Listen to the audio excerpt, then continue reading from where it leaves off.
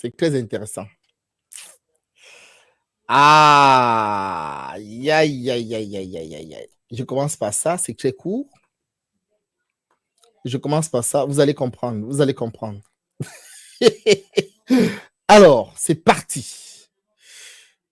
Ça, c'était concernant le, l'incendie de la cathédrale Notre-Dame de Paris. J'habite à 3 minutes vol d'oiseau de là. Ce que vous voyez là, j'habite à 3 minutes là derrière. Tout ce qu'il y a ici devant, tout ce qu'il y a devant cette cathédrale-là, là devant, je vous ai fait ça en film. Je vais vous remettre ça sur la toile. Toutes les horreurs que les cathédrales contiennent. La zoophilie, des gamins qui sucent les zizis des gens, des partous. Ils disent que c'est parce que les artisans qui construisaient ça n'avaient pas été payés par l'église. C'est pour ça qu'ils ont fait ça pour se venger. Après, ils disent que non, ce n'est pas ça. En fait, c'est un langage mystique que nous, on ne peut pas comprendre. Ok, d'accord. Tu montres un gamin en train de sucer le zizi de quelqu'un, c'est un langage mystique. Tu montres un mec en train d'enculer une chèvre, c'est un langage mystique. Ok, d'accord. Allez, on continue. Écoutez bien ce que je vais vous dire derrière. Le 15 avril 2019, un incendie ravage une partie de la cathédrale Notre-Dame de Paris. La charpente, entièrement constituée de très vieux chênes, part complètement en fumée.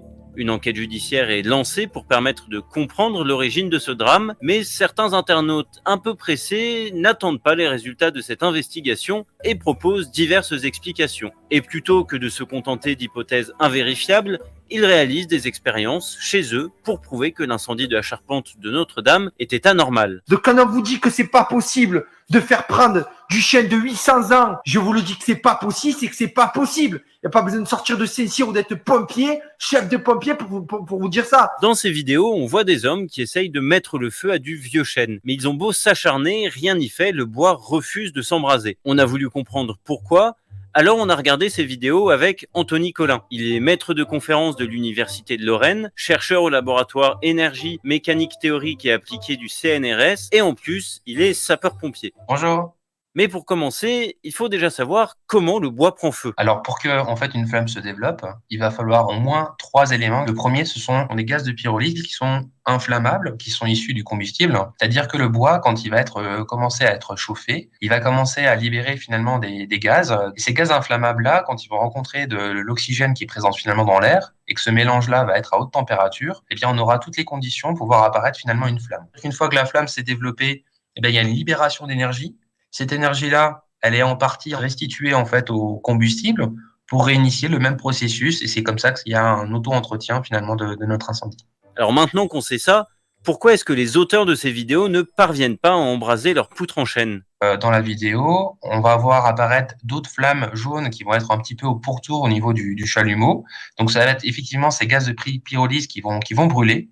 Par contre, il n'y aura pas suffisamment de gaz de pyrolyse et puis on ne va pas réussir à contenir l'ambiance thermique relativement chaude pour auto-entretenir finalement la combustion. On voit bien qu'il y a un effet de balayage de ces flammes-là, elles sont rabattues à cause du vent et donc ça ne favorise pas finalement son développement en fait au niveau de la poutre. Ce bois-là, ce chêne, c'est un matériau qui est relativement dense. Donc, si on veut aller le chauffer, si vous voulez, en profondeur, il va falloir apporter beaucoup d'énergie pour pouvoir le chauffer, pour qu'il libère les gaz inflammables nécessaires pour faire apparaître la flamme. C'est d'ailleurs pour ça que pour lancer un feu de cheminée, on allume d'abord du petit bois qui va ensuite libérer une énergie suffisante pour embraser une bûche un peu plus grosse. Sauf que c'est justement ce qu'a aussi essayé de faire un autre internaute, toujours sans succès. Alors dans l'expérience que vous avez là, vous avez en fait de la paille. C'est un combustible qui est relativement léger, qui est très aéré, qui contient beaucoup d'air. On a beau avoir des flammes, la puissance de l'incendie est pas très importante. Donc du coup, ça va limiter un petit peu l'échauffement de notre poutre en bois. ça ne permet de rien prouver. Dans le cas de l'incendie de Notre-Dame, il y a dû avoir une succession d'autres combustibles qui ont permis au feu de se développer et de prendre de la puissance au fur et à mesure. Une charpente n'est pas constituée que d'immenses poutres en chaîne, hein. Il y a toute une série, une déclinaison de poutres de sections finalement différentes, hein. Les éléments les plus faibles vont commencer déjà à prendre feu les premiers, et puis ensuite, le processus va s'auto-entretenir en allant vers les éléments les plus importants. Un autre élément a aussi intrigué des internautes, la présence d'une fumée jaunâtre pendant l'incendie. Selon eux, ce serait la preuve d'une intervention extérieure, puisque cette fumée pourrait avoir été produite par de la thermite, un facilitateur. La thermite, elle est extrêmement inflammable. Sa combustion produit une fumée jaune caractéristique. Sauf que non seulement l'incendie n'en aurait pas eu besoin pour évoluer, comme on l'a vu. Poulot.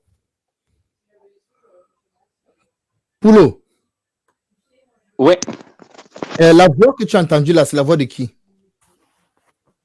En dernier, Oui, la voix qui vient de passer là. ta voix? Merci. Est-ce que tu la connais cette vidéo? Non, je ne la connaissais pas. Merci. Alors, je vais vous montrer quelque chose. Ça, c'est le Parisien. Parce que, comme je vous dis, j'ai toujours été combattu par ces gens. Je dis bien toujours depuis le début.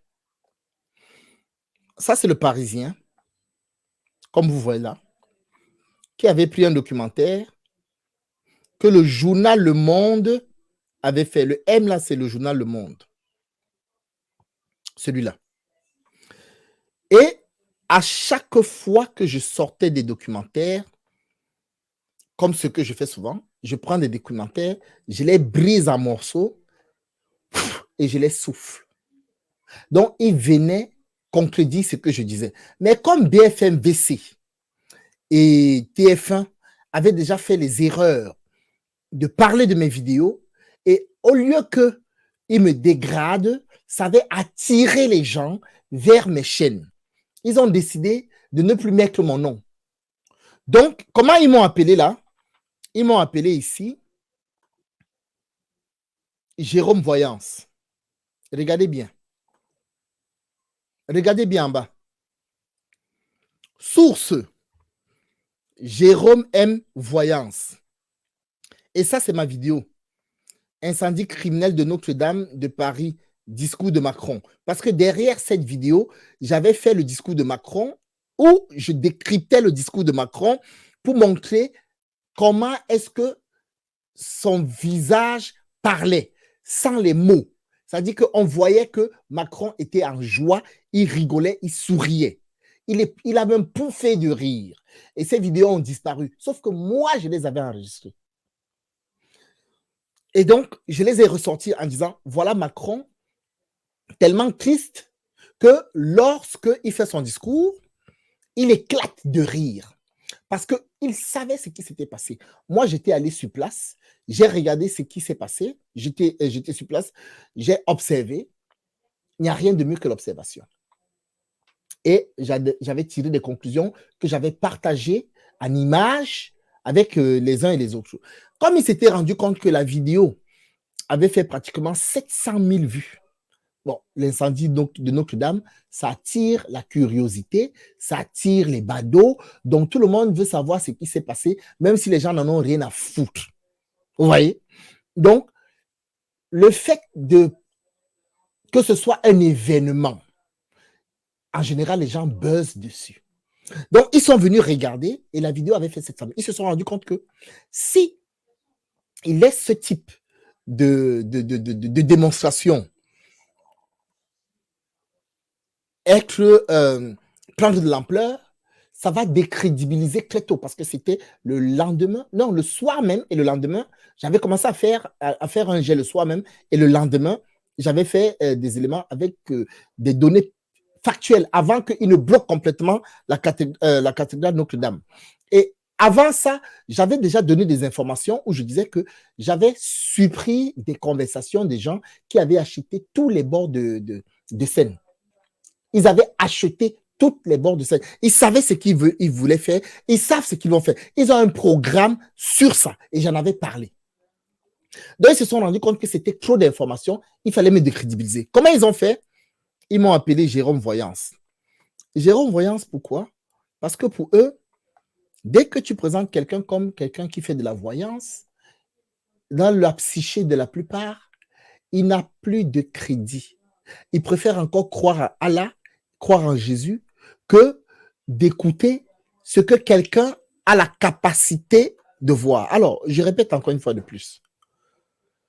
Peut-être que c'est un fait de hasard qui ont fait qu'il m'appelle Jérôme Voyance, mais à leur déception, peut-être, je ne sais pas quel est le qualificatif que je peux émettre dessus, ben, il y a des gens qui voient, et j'en fais partie. Et oui. Mais bon, dans leur présentation, l'idée ici était de me décrédibiliser. Donc, ils ont pris un morceau de ma vidéo et ils m'ont fait appeler pour cacher mon nom parce qu'avant, ils mettaient Insoumis Jungan, soutien aux Gilets jaunes. Et donc, ils ont mis Jérôme Voyance pour pas que les gens puissent chercher en disant mais c'est qui le mec qui parle de ci, qui parle. Parce que j'avais développé, hein. C'est qui ce mec? On va aller regarder un peu dans sa chaîne. Peut-être qu'il est intéressant. Puisque BFM et les TF1 avaient fait déjà l'erreur et ils m'ont envoyé des abonnés, en fait. Je vous montre ici une parenthèse pour vous dire que lorsque vous êtes avec des gens qui disent qu'ils se battent pour une cause et que ce que vous faites va dans ce sens et qu'ils ne publient pas et ne diffusent pas vos travaux, ils font partie du système ou ils sont des marionnettes du système. C'est-à-dire qu'à leur insu, le système les exploite. Parce qu'il y a d'autres qui ne veulent pas publier ce que nous faisons, non pas parce qu'ils ne sont pas en accord, mais parce qu'ils se disent, s'ils publient ce que nous faisons, leurs abonnés vont venir dans ma chaîne. Comme si les abonnés étaient des propriétés privées. Sauf que j'ai compris quelque chose. Comme les abonnés participent, souvent, ils payent 1 euro, 5 euros et ainsi de suite. Ils se disent, le euro que eux ils récupèrent sur leurs abonnés, c'est le euro qui sera divisé en deux si jamais ma chaîne intéresse les gens qui vont dans leur chaîne. Donc, pour une question de thunes, il y en a qui préfèrent ne pas faire la promotion des autres chaînes. Est-ce que vous comprenez? J'avais la chaîne d'information RTL, BFM-VC, Le Parisien, le journal Le Monde, Sud Radio. D'ailleurs, Sud Radio qui m'avait contacté finalement pour me demander si je voulais travailler avec eux. J'ai hésité à un moment donné, finalement, j'ai décliné l'invitation. Je ne sais même pas pourquoi j'hésitais, parce qu'à la base, j'aurais dû décliner complètement l'invitation, en fait. Mais bon, soit.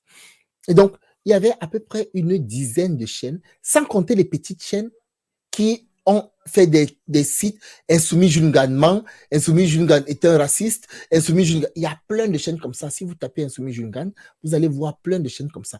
En fait, c'est pour décrédibiliser ta personne et c'est pour impacter sur ton égrégore pour pas que tu puisses grandir. Vous comprenez? Ils ont tout essayé. Ça ne marche pas. C'est pour ça que les suppressions de chaînes effrénées continuent. 52 chaînes, c'est beaucoup. D'ailleurs, à ce sujet, désormais, je vais garder Insoumis Jungan. Et à chaque fois, je vais mettre 53, quand c'est la 53e chaîne, 54, 55, 56, ainsi. À chaque fois, je vais garder Insoumis Jungan.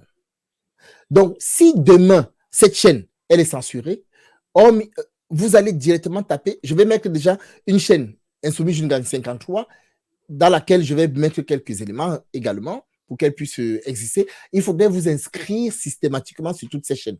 Vous voyez que si vous étiez sur toutes les chaînes, bon, c'est vrai qu'ils sont capables de les censurer tous au même moment, mais si vous êtes à tout le moins sur toutes les chaînes, ou que vous savez que ce sera, si la chaîne c'était Insoumis Jungan 52 et qu'elle n'existe plus, vous tapez Insoumis Jungan 53, vous tombez sur ma chaîne. Ce sera la chose la plus simple. Ça, c'est la stratégie la plus plausible que j'ai trouvée et plus simple pour tout le monde. Donc, je répète, si demain, tu cherches ma chaîne et que tu ne la trouves pas, sache que ce ne sera plus Insoumis Jeune Gagne 52, ce sera Insoumis Jeune Gagne 53. S'il n'y a plus Insoumis Jeune Gagne 53, ce sera Insoumis Jeune Gagne 54, et ainsi de suite. Et on monte. On n'a pas le temps à perdre. Ceux qui ont peur de se lancer dans la lutte en se disant « Ouais, c'est mon fonds de revenus, je n'ai pas envie de me faire péter ma chaîne », gardez vos chaînes. Continuez à faire comme mon ami pasteur qui sait qu'il est en train d'embrigader les gens, mais comme il ne veut pas perdre l'argent que ses adeptes de l'Église lui donnent, il continue à prêcher en sachant que ce qu'il prêche, c'est du mensonge. Faites-le si vous voulez, mais je ne fonctionne pas comme ça. Je revenais dessus, pourquoi? Parce que les attentats de Strasbourg, je vais revenir dessus également pour vous montrer des éléments qui sont, pour certains, déjà passés, mais en fait, ça reste plus que d'actualité parce que ce sont des mécanismes de manipulation. Et c'est de ça dont nous sommes en train de parler. Et pour sortir les gens de la croyance, ben, il faut leur montrer les mécanismes de manipulation. C'est le plus important. Le reste, ça se fait seul. Chacun, après, arrive à le faire tout seul. Vous voyez? Donc, voilà. Voilà un élément que je voulais partager avec vous pour vous montrer. Donc, je vous remets le Jérôme Voyance en question, hein, et vous écoutez. Sauf que non seulement l'incendie n'en aurait pas eu besoin pour évoluer, comme on l'a vu avec Anthony Collin, mais en plus, il existe d'autres hypothèses pour expliquer cette fumée jaune. Par exemple, elle pourrait venir des 150 tonnes de plomb présents dans la flèche, parce que porté à 600 degrés, ce matériau forme du monoxyde de plomb, et le monoxyde de plomb, c'est jaune. C'est la preuve d'une intervention extérieure, puisque cette fumée pourrait avoir été produite par de la thermite, un facilitateur. La thermite, elle est extrêmement inflammable. Sa combustion produit une fumée jaune caractéristique. Sauf que non seulement l'incendie n'en aurait pas eu besoin pour évoluer, comme on l'a vu avec Anthony Collin, mais en plus, il existe d'autres hypothèses pour expliquer cette fumée jaune. Donc, voilà des gens qui, ce que toi tu dis, c'est faux. Mais ce qu'eux, ils disent, c'est vrai. Son élément de langage, il a dit qu'il y avait des pressés qui ne voulaient pas attendre des informations officielles.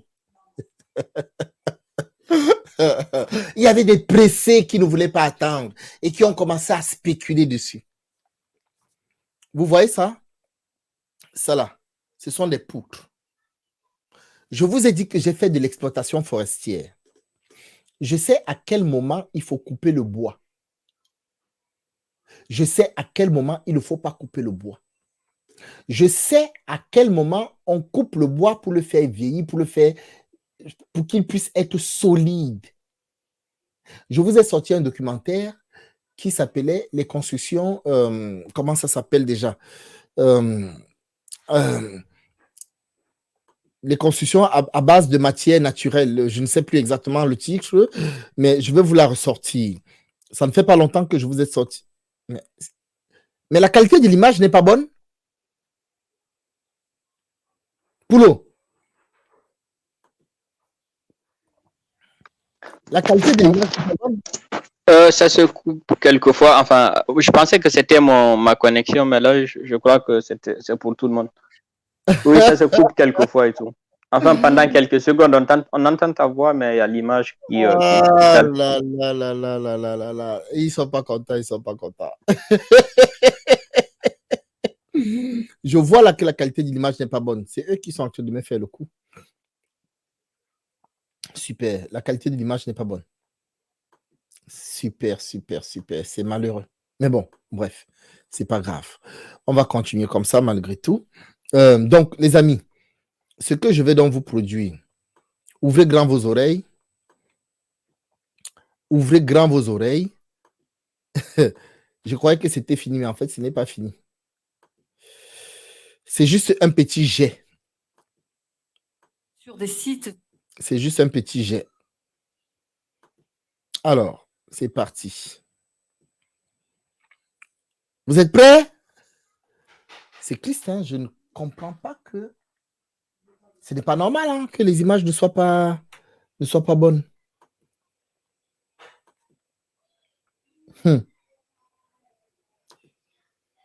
Bon. On va faire avec, hein, tant pis. C'est parti, je lance le truc. À tout de suite, les amis.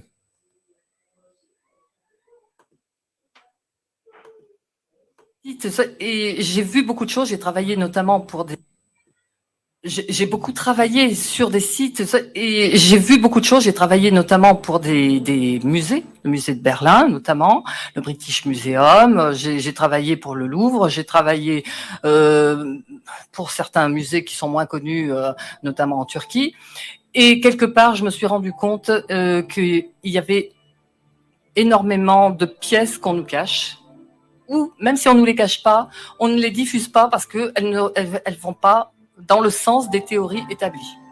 Et quelque part, je me suis dit, c'est quand même incroyable qu'il y ait des théories qui soient établies et que ces ou partent, parce que souvent c'est le cas, ou certaines pièces qui ne rentrent pas dans ce cadre-là, soient complètement mis à l'écart, cachées au grand public pour la plupart du temps. L'histoire, pour moi, c'est un petit peu comme un puzzle. Vous voyez, vous avez votre puce devant vous et vous avez des tas de pièces. Alors, elles sont complètement dans le désordre. Et là, il faut les remboîter les unes avec les autres. Si au bout du compte, vous avez quand même un schéma une image au bout du compte qui tient la route, qui veut dire quelque chose, à ce moment-là, vous pouvez dire, je m'approche de la réalité. Maintenant, à l'heure actuelle, moi je suis désolée, mais l'histoire comme on nous la présente dans nos livres scolaires, si vous les prenez les pièces, elles sont carrément dans le désordre. Là, je peux vous dire, c'est n'importe quoi.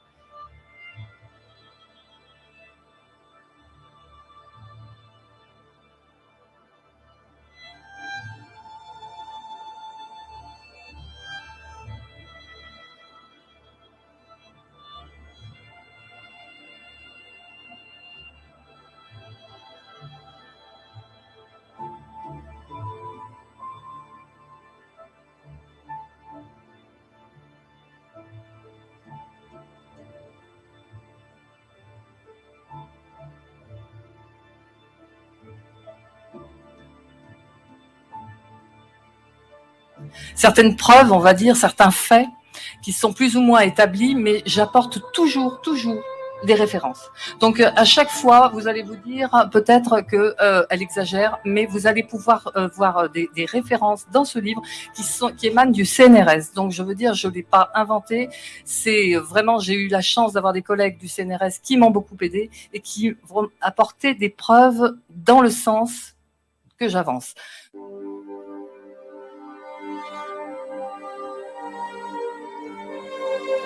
C'est vrai qu'en tant que scientifique, c'est très difficile à dire, mais que je pense que quelque part, un pan entier de notre humanité a disparu quelque part dans les limbes de l'oubli. Et je pense que soit il y a eu une civilisation extrêmement avancée qui a été à la source de toutes ces choses dont on va parler, ou à l'inverse, que peut-être une civilisation brillante, technologiquement avancée, aurait pu venir des étoiles, c'est-à-dire venir d'une autre planète.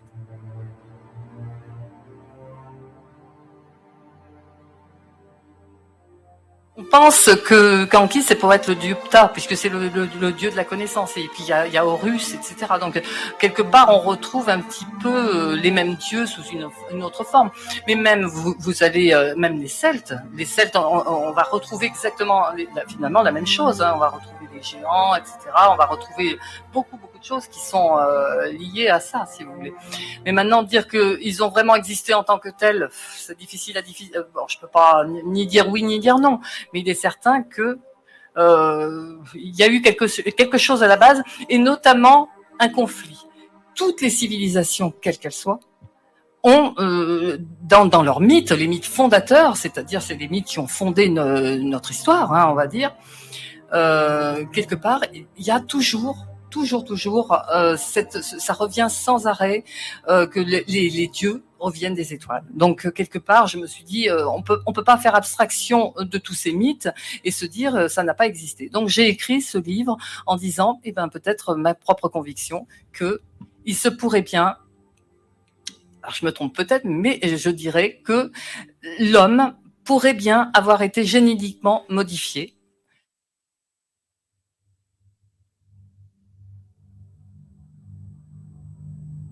Je ne sais pas si vous savez, par exemple, les travaux de Zecharia Sitchin ont été censurés pendant très longtemps. Il n'y avait pas moyen de les trouver en France, passé un temps, donc ils ont été censurés. Et quelque part, il y a beaucoup d'organismes, et je vais peut-être me faire des ennemis, mais il est un fait qu'au niveau des religions, ce n'est pas tellement bien vu de dire que quelque part, il pourrait y avoir une manipulation de notre génome humain, et de dire que finalement... quelque part au niveau de la religion, on dérange. Donc, en dérangeant tous ces gens-là, quelque part, il est bien possible qu'il y ait eu peut-être des complots, des choses comme ça.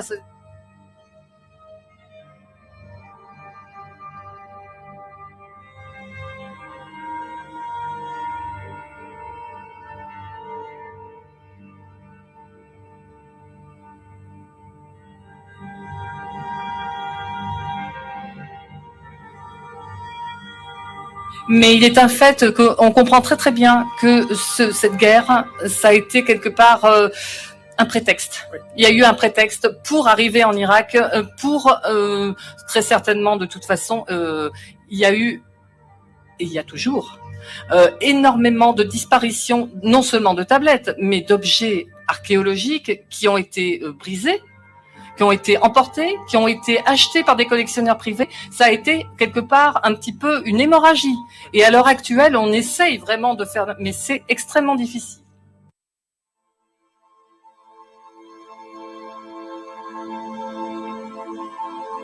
On sait que l'homme, en tant qu'homme, en tant qu'hominien, l'Homo erectus, Homo ergaster, ont 2,4 millions d'années. Donc c'est énorme, si on comprend bien, parce que bon, c'est vrai qu'il y a eu d'autres hominiens, mais l'homme en lui-même, parce que d'ailleurs Homo erectus, c'est l'homme debout, à 2,4 millions d'années. Donc ça, on en est sûr. Maintenant, comment il a évolué? Ça, il a évolué tout doucement. Donc c'est comme avec, on ne parle pas du chaînon manquant et tout ça, mais c'est vrai que bon, il a évolué. Et puis un beau moment, on va trouver, il y a 200 000 ans, donc c'est beaucoup plus court, va apparaître ce qu'on appelle Homo sapiens. Mais attention, c'est pas Homo sapiens moderne, c'est pas nous. C'est Homo sapiens archaïque ancien. Parce que Homo sapiens, il se divise en sous-branches. Donc ça, il y a 200 000 ans. Bon, là, à ce niveau-là, on ressemble un petit peu, c'est vrai que quelque part, l'évolution est passée un peu par là, mais on ressemble encore un petit peu à Homo ergaster, donc tous ces gens-là. 100 000 ans vont passer, et là, on va arriver... vraiment se modifier, et là on va arriver à ce qu'on appelle l'Homo sapiens archaïque récent. Alors celui-là, il est un petit peu différent parce que bon, il s'approche davantage de nous, il y a encore de la marge, il est encore loin d'avoir toutes nos capacités cognitives, par exemple, même notre encéphale, il n'y a pas la possibilité du langage encore, donc il y a encore beaucoup de marge. Et puis, il y a 50 000 à 30 000 ans, alors là, on ne peut pas vous donner Là, c'est carrément... c'est le bouleversement total. On ne comprend pas comment c'est possible, parce qu'à l'heure actuelle, il n'y a aucun historien qui va vous expliquer, vous dire qu'est-ce qui s'est passé à ce moment-là. Alors, je me suis posé la question, je me suis dit, pourquoi il y a 50 000 ou 30 000 ans, l'homme va complètement changer? C'est-à-dire que là, il va avoir des capacités cognitives importantes, il va maîtriser son environnement, il ne va plus le subir, et là, il va vraiment arriver à faire des... Et on appelle ça, nous, en tant qu'historiens, c'est la révolution néolithique. C'est révolution, pourquoi? Parce que c'est ce qu'on appelle le Big Bang du cerveau. Je ne sais pas si vous en avez entendu parler, très certainement. Là, on change complètement, on est complètement différent. Mais, à cette époque-là, on n'était pas tout seul. Puisqu'il y a une autre race qui s'appelait Néandertal, qui évoluait sur la planète en même temps qu'Homo sapiens. Et il y a des gens qui ont fait des études très fouillées sur cet homme de Néandertal. Et on s'est aperçu que l'homme de Néandertal n'avait pas ni nos capacités cognitives, ni la capacité de langage que nous avons. Donc, on s'est rendu compte qu'il manquait un gène. Et ce gène, on l'a retrouvé. Il s'appelle HAR1F, c'est un petit peu, bon, c'est pas terrible, mais enfin bon, on l'aura trouvé que ça. Et on s'est rendu compte que nous l'avions ce gène, mais Néandertal ne l'avait pas. Et nous avons eu pourtant le même temps d'évolution, la même chose exactement, puisqu'il existait, et Néandertal a disparu et pas nous. Bon, ça maintenant, pourquoi, on n'en sait rien. Mais chose est sûre, on se rend compte que le laps de temps d'évolution seul ne suffit pas. Il y a eu autre chose. Nous, on a eu ce gène en plus qui a apporté ce Big Bang du cerveau. L'homme de Néandertal, lui, ne l'a pas eu. Et maintenant, pourquoi? Voilà. Maintenant, cette question-là, moi, je me la pose dans mon livre.